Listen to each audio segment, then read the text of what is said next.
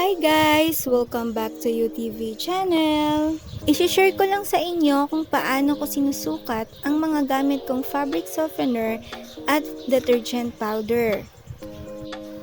Ang gamit kong fabric softener ay yung Downy Anti-Bac, yung Safeguard. Then, ang gamit ko namang detergent powder ay Ariel, kasi kahit hindi maarawan yung damit, mabango pa rin. And now, ipapakita ko sa inyo kung paano ko ito sinusukat.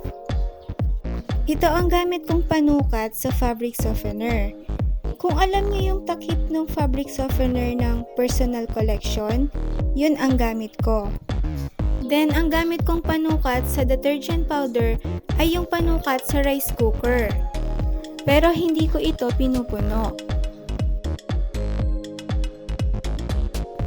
Ganito ang sukat ng detergent powder ko. Katumbas siya ng isang kambal sachet na Ariel. Hanggang 3/4 cup lang siya ng rice cooker. Then sukatan naman natin ang fabric softener. Ayan. Pupunuin ko lang ito.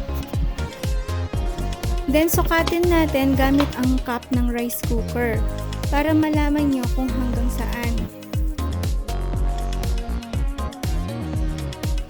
Nasa 40 ml lang siya sa unang guhit ng cup ng rice cooker. Then ganito ang daming damit ng washing machine ko. Actually, puno siya. Pero ang nilagay kong Downy at sabon ay sakto lang para sa ganito kadaming damit. Matagal ko na kasi itong ginagamit, kaya alam ko na kung gaano kadami ang sukat na ilalagay ko.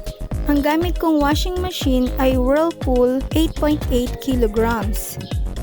Sana kahit paano ay may naitulong ako sa inyo. Huwag niyo rin kakalimutang mag-subscribe at pindutin ang bell button para ma-notify kayo kung meron akong bagong upload na video. Thank you for watching!